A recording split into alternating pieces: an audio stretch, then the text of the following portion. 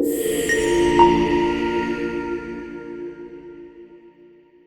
Flinders, and welcome back to our Movers and Shakers. This is our July edition.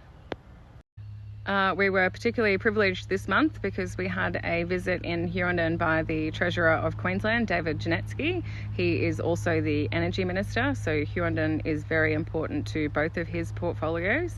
He is obviously signing the checks for CopperString and overseeing that vital project in the Northwest Corridor here. We had a great deal of time with him actually, and we spoke in detail about the pressures of CopperString but also the positives. And I think it was really timely because whilst we were working on the budget and adopting that, we had a strong focus on core infrastructure. You may or may not know that we've spent the last 12 months actually investigating what those critical errors have been with our urban water supply. And in doing so, we've also found some sort of major component failures with our sewage treatment plant.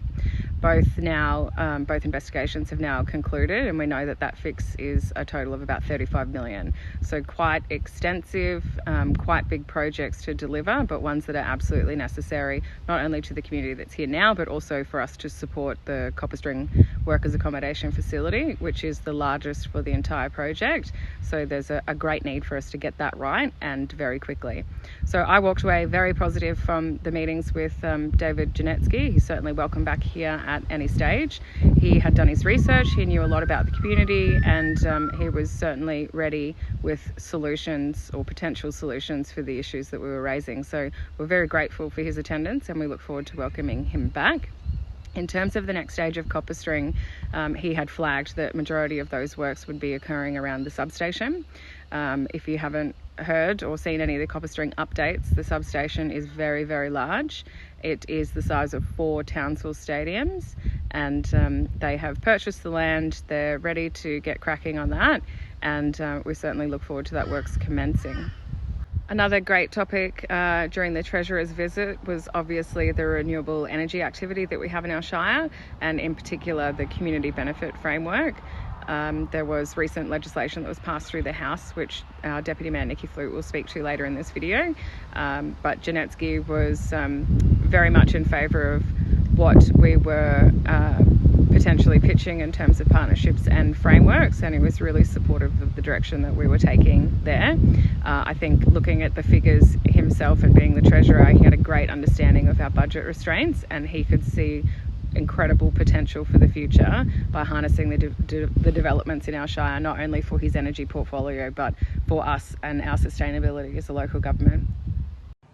Council notes and welcomes the recent Queensland Government approval to the Planning and Other Legislation Amendment Bill on June 30th. To put it simply, this passing marks a significant milestone in local government, introducing an obligation for renewable energy proponents to conduct a social impact assessment and to enter into a community benefit agreement directly with Council before lodging a development application. Last year, the Flinders Shire proactively entered into an MOU with Rapid Advisor and are working on establishing a framework that has clear methodology for direct negotiation between Council and the proposed proponents for our Shire. And while further discussions with Queensland Government and other stakeholders will be ongoing to refine this whole process, it is proposed that Council consider the establishment of a partnership body to oversee the operation, management and control of any such funds as they emerge. So this means the fundamental purpose of such a partnership would be to advance, scale and sustain inclusive access to opportunity, quality of place, tangible benefit and long-term financial stability for us here. This is just a snippet, so please go to the agenda, read the minutes, contact Council. There's also a link to the full version of the bill in our minutes, so there's a link there. Lastly, I'll be travelling to Newcastle for this year's Regional Leaders Summit being held on August 5th and 6th with Barb Smith, our Director of Community Services and Wellbeing. This 2-day event is specifically designed for areas that are actively engaged in or affected by the transition to renewable energy. So this is a valuable opportunity for us to form strategic connections, to increase our knowledge around it all, and to stay informed of best practice approaches. So looking forward to going down to Newcastle in August. Hi everyone. In our recent council meeting, we took a significant step forward by committing to evaluate the investments we've made in various irrigation projects, like the local grape farm. Our discussion revolved around critical questions such as the returns we've seen from these investments, identifying any areas where we could improve, and exploring how we can approach future investments in these sectors. We also considered both short-term and long-term strategies for enhancing these initiatives. Additionally, the Council owns substantial land and water resources in and around the 15-mile area and its surroundings. This brings us to an important point. How can we better utilise these assets for the benefit of our ratepayers? It raises questions about the future potential of this region and how we can ensure that we are maximising its resources effectively. On another note, the Council, in collaboration with HIPCO and Richmond Shire Council, is working towards establishing a North-West Water Alliance. This partnership aims to advocate more robustly for the future development of our region, and we believe that by coming together we can create a stronger voice for our community's needs and aspirations. See you next month. We have said this a few times, but I just want to make it clear, when it comes to renewable energy, what we're doing is trying to capitalise on a resource that we now know exists prominently in the Flinders Shire, and that happens to be wind. Renewable energy proponents and developers are keen to come and make money in our shire, and we would like to have a slice of the pie. When it comes to the community benefit, I have no shame in saying that dividends need to be returned to not only the producers that are hosting these wind farms, but also to community. And the best way to do that is to come to agreements with these developers through council so that we can support the community in ways that you have never seen before.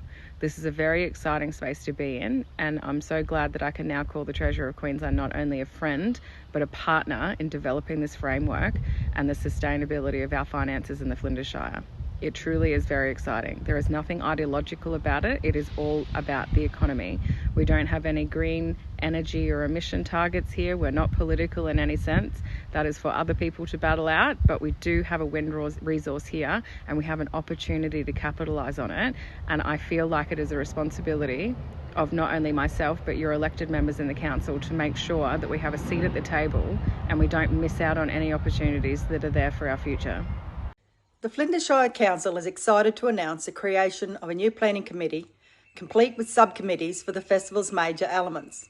And for the first time ever, we are inviting the community to join us in the planning of such an amazing event. We've had our first planning meeting and cannot wait to reach out and involve you. It's all about sustainable growth, and the best way forward is collaboration with our incredible community. Collaboration is a key to success. Let's bring the festival back to the community, making it bigger and better than ever. So get those thinking caps on and stay tuned and watch this space.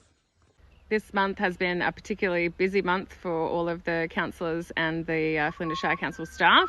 We adopted our 25-26 budget, and if you didn't see our snapshot video or you haven't had a chance to jump on our website and download the budget in its full glory and detail, what we were focusing on was core infrastructure, the fundamental services that support you as a community, but also bringing it back to communities. So improvements down at the showgrounds, some town beautification, and a few deferred projects that we've put into a separate category there, and that's purely because we either don't have a detailed design on it or we haven't had a chance to come out and consult with you yet. So I know the councillors and the council team are all very excited to be delivering the 25-26 budget, and we hope that we can get that core infrastructure back on track and delivering the services that you rely on. And again, thank you very much for watching Movers and Shakers, and we will see you next month.